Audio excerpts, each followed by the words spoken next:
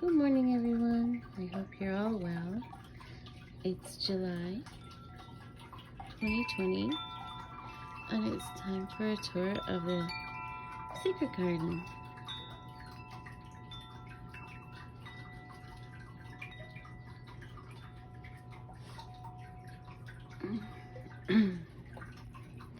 So the new thing is the fountain, and I really love the fountain. It's fantastic. It's got a little light on the very top, which it's still on this morning. It's kind of hard to see, of course, in the light, but it's very soothing. I really enjoy that. Our little hummingbird feeder is being used a lot back there.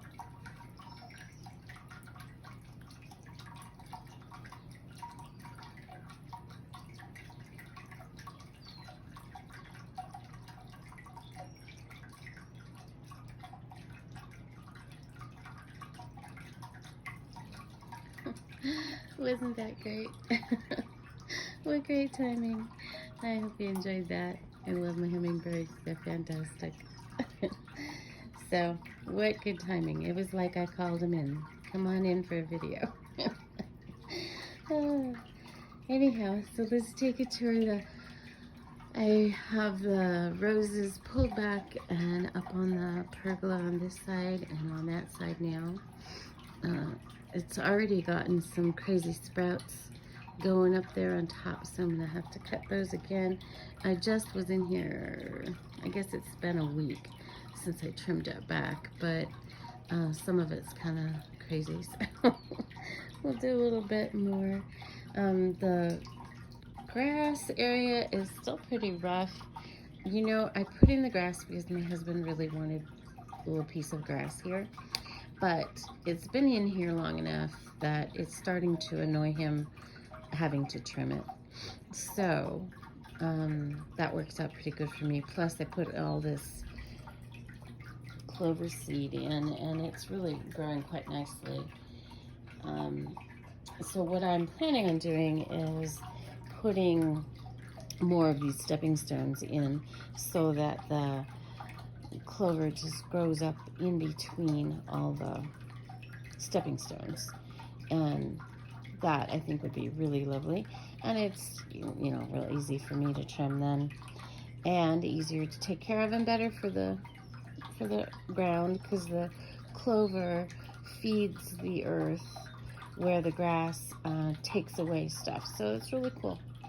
Anyway, so at the moment I haven't been able to get the stepping stones because I do only pick up stuff. I won't go into stores. And right now I can't really get the stones as a pickup service. You can go in and get them, but you can't pick them up at the moment. And that might change. But if it doesn't, then I'll just wait until it's safe. And we'll add more, you know, when it's safe. It's not the end of the world to wait. Our coleus is doing really well. It is so pretty. And the mint over here is looking good, and so is the honeysuckle. And the aspen trees are getting nice and thick, and look, they're very, very tall up there.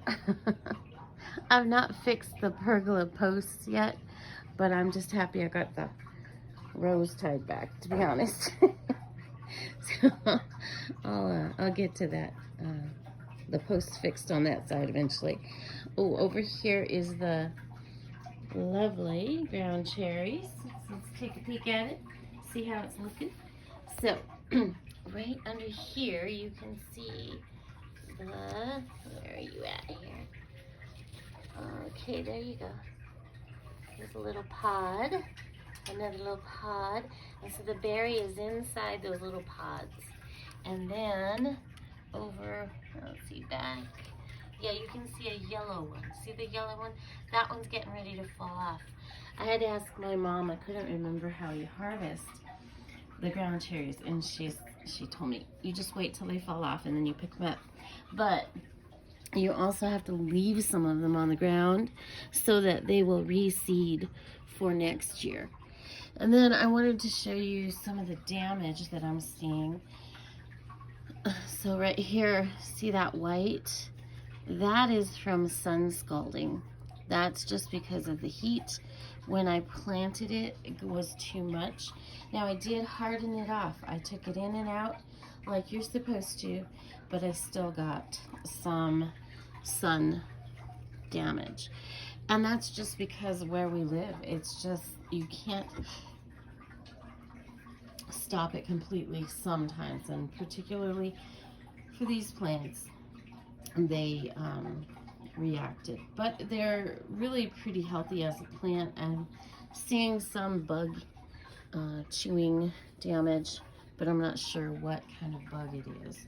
I've been watching, but I mean, it's still a healthy plant. It's still producing, so I'm not too worried about it. Hello, Snickers. Hanging out. And he leaves. He's like, nope, not gonna be on camera. Okay, and then the lavender down here is looking pretty good, and we have a little tiny purple geranium flower. Isn't that cute? I like it. Okay, let's go around here. Oh, there you are again. Hello, Mr. Snickers. Oh, yes, you're very cute. Oh, Hummingbird's back. Oh, but he left. Okay. It's like, nope, people talking. I'm gonna leave. So then over here, I wanted to talk a little bit about the ivy. I'm very impressed with the ivy.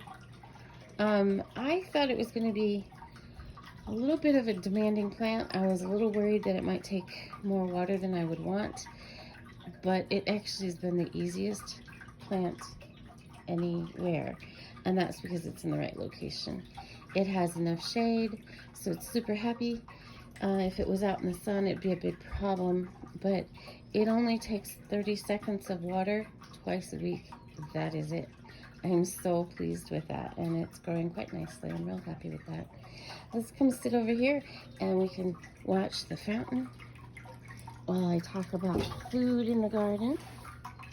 Here we go. Oh, sorry. A little bit wiggly on the camera angle, sorry about that. I like how pretty the sun is coming through the angle there. I'm really, really hoping for rain today. We've had a rough rain year. We're at the end of July, and we keep getting thunder, lightning, clouds, but no rain. So that's been a little frustrating. This week, they're saying we should be getting rain. So I really hope so. Anyhow, let's talk about foods. So in this area, I really had not planned on having foods growing in here. At first, I put a couple of tomatoes against that wall in a big pot. And then it was such a hassle, and I really didn't like it. So that's when I decided all of the foods needed to go out back, have it all in one place.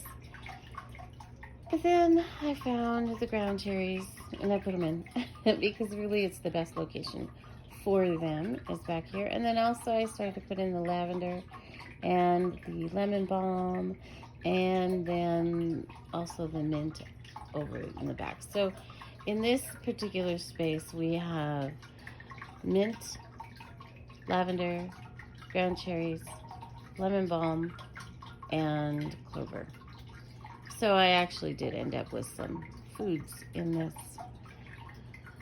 part.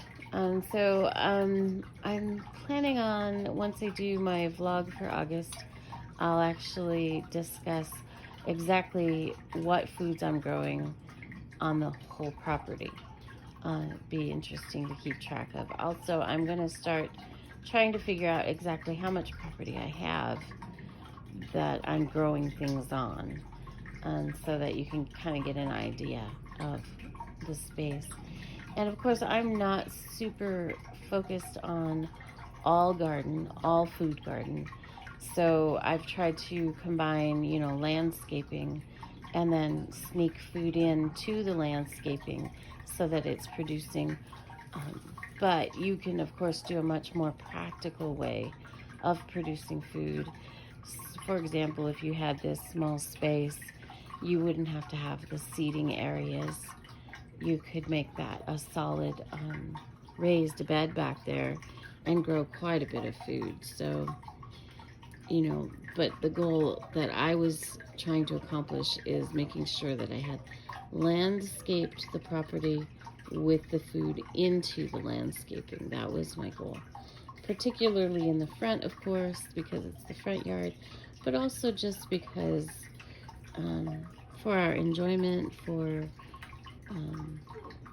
family and pets, but at the same time having food in place. So anyhow, so I'm going to start adding a little section also to the videos, and that is a little quiet time by the fountain, which I think I'll do during the day some, and also we'll do a couple at night. So let's end the video with a little quiet moment this morning, and I wish you a very peaceful, pleasant, calm day.